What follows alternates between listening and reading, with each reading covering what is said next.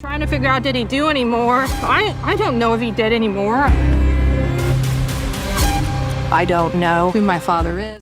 Hey guys, welcome back to another marvelous video. If you thought you knew everything about the BTK Killer, think again. Netflix's My Father, the BTK Killer covers the basics like the murders, the capture, the twisted family dynamic, but it also leaves a lot on the cutting room floor. There's a darker, creepier side of Dennis Rader that even seasoned true crime fans might not fully grasp. From secret victims whose names never made it to the screen, to unsettling habits and obsessive behaviors that reveal just how methodical and calculating he really was, some of the most horrifying details never got airtime. So grab your favorite drink, settle in, and get ready, because today we're diving into the hidden and haunting facts about BTK that the doc chose to skip, peeling back layers that make him even more terrifying than what Netflix showed. Oh, but before we get into things, we do have a very quick request. If you like our content, please support us by subscribing to our channel. This is a small click for you, but for us, it means a lot. Thank you. Let's begin.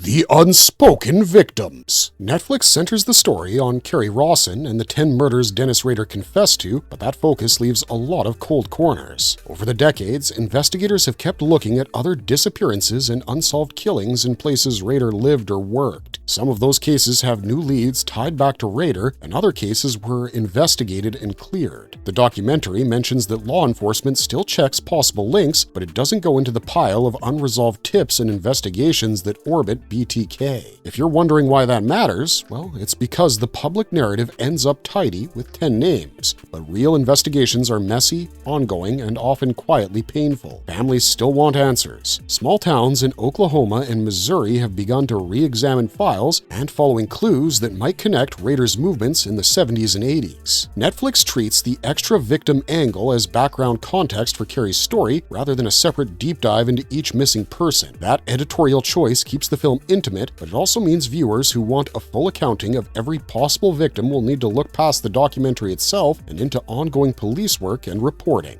The hidden word puzzles. One thing the documentary doesn't unpack fully is the strange puzzle trail investigators found. Decades after the murder, sleuths re-examined a word puzzle and noticed words and place names that lined up uncomfortably with a 1976 missing persons case. That puzzle has become a piece of modern cold case work, and investigators in Osage County treated it seriously enough to open new inquiries. The idea is that Rader, who loved games and letters, might have left verbal breadcrumbs in plain sight. The Netflix film mentions these leads but doesn't walk viewers through the pattern matching or the exact words that set off alarms. For people who like the detective work in these kind of shows, the puzzle is fascinating because it shows how old evidence can be looked at in a new way and how small clues can sometimes point to decades-old tragedies. Highlighting the puzzle would have turned a short scene into a full procedural mini-episode, but the filmmakers kept the focus on Kerry's experience instead of forensic puzzle solving.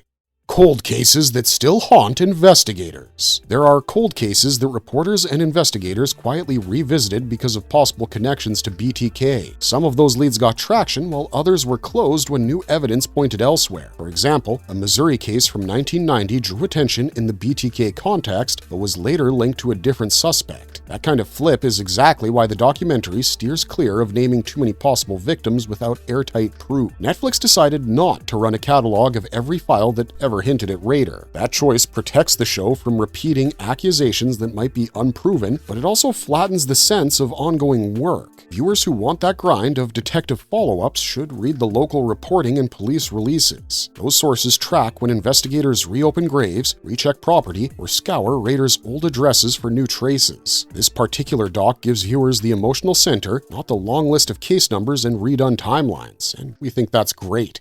The gruesome truth Netflix softened. The documentary is deliberately restrained. It avoids reenacting lurid details and instead leans into Kerry Rawson's trauma, archival footage, and court records. That restraint is a creative and ethical choice. It spares viewers gratuitous gore and keeps the narrative focused on family fallout. At the same time, that restraint removes some of the forensic grit true crime fans often expect, the specific forensic descriptions and brutal scene minutiae that tabloids once reveled in. vision. Critics largely praised the film's sensitivity, but they also noticed the absence of a forensic blow-by-blow. If you want a scene-by-scene autopsy of each killing, you'll find that missing. The documentary gives context and emotional weight rather than a grisly recreation. That makes the film harder to weaponize as entertainment, which is exactly the point. But it also means some of the most shocking mechanics of the crimes are left off-screen. The chilling projects he planned but never carried out. Dennis Rader didn't just commit the murders he became infamous for. Long before anyone knew his name, he was planning, imagining, and meticulously designing crimes that never came to fruition. He called these projects, and that term alone gives you a glimpse into his mindset. These weren't random spur-of-the-moment thoughts. Each project included careful consideration of potential victims, methods, and even escape plans. He would map out timing, locations, and the smallest details that could make a plan succeed or fail. Some of these projects involved people in his own community, sometimes even acquaintances or neighbors, and one of them was about his daughter. While the Netflix doc touches on his methodical nature and these projects, it doesn't dive deeply into the scale and variety of the projects he imagined. Some experts believe the unexecuted plans show a mind constantly rehearsing violence, always calculating and refining, which makes the actual crimes he committed feel almost inevitable in hindsight. These projects reveal the disturbing combination of intelligence and obsession that defined Rader. The fact that he had entire blueprints for killing that never saw daylight is enough to send chills down anyone's spine, showing just how close he always was to committing more horrors than the public ever knew. Understanding this side of Rader adds another layer of fear because it shows his evil was both deliberate and unrelenting even when no one was watching. His secret obsession with police and control. Rader's obsession with law enforcement went far beyond what most people realize. Even while living an outwardly normal life as a family man and church leader, he maintained a deep fascination with police procedures. He wasn't content to just follow the rules, he wanted to understand every detail of how crimes were investigated. He attended community safety meetings, volunteered for neighborhood watch programs, and monitored police scanners, sometimes checking up on investigations into his own crimes. This wasn't casual curiosity, it was a strategic, almost surgical way to stay ahead. He understood the procedures, the response time, and the ways investigators would think, and he used that knowledge to manipulate situations in his favor. The Netflix series gives viewers a taste of this, but it doesn't fully convey how he inserted himself into law enforcement activities to maintain control. He wanted to be the one pulling the strings, and in a sense, he was playing both sides, living as a model citizen while secretly orchestrating murders with precision. This obsession with control defined him, and it wasn't just about avoiding capture, it was about being the master of his world, dictating outcomes while everyone else remained oblivious. Understanding this duality, the calm, ordinary man on one side and the calculating manipulator on the other, helps explain why Rader remained undetected for decades, slipping under the radar of both neighbors and police alike.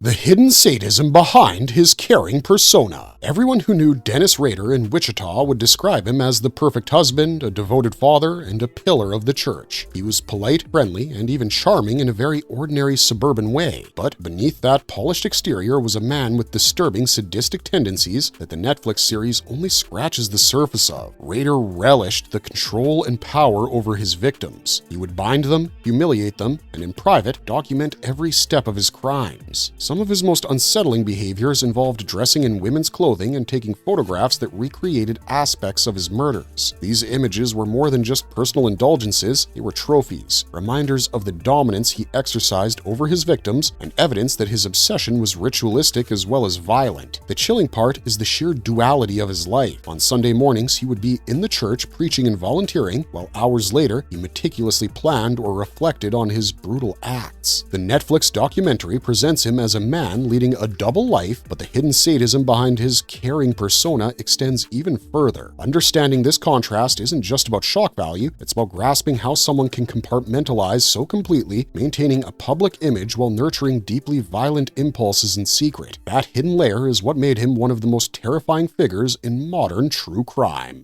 His creepy legacy plans for after death. Even after Dennis Rader was finally caught and sentenced, he remained obsessed with control and recognition. His arrest didn't stop him from planning how he would be remembered. Rader openly discussed wanting to leave behind a legacy, hoping that one day his story would be told widely, cementing his notoriety. He even toyed with the idea of writing a book that detailed his crimes, his methods, and disturbingly, his motivations. This is a deep reflection of his narcissistic personality and the perverse way he viewed his murders as achievements or accomplishments. The Netflix documentary wraps up with his capture, giving viewers a sense of closure, but it omits how Rader's obsession with his legacy continued. He meticulously planned even beyond light, thinking about how his narrative could persist, shaping public perception of him as more than just a criminal, as a figure who had outsmarted authorities for decades. That drive for posthumous fame highlights an unsettling truth. Rader's crimes were never just about the victims. They were part of a larger performance, a lifelong pursuit of recognition and control. Understanding this aspect of his psyche offers a chilling insight into the mind of a killer who always thought of himself as the main character, even in the story of his eventual capture and life behind bars.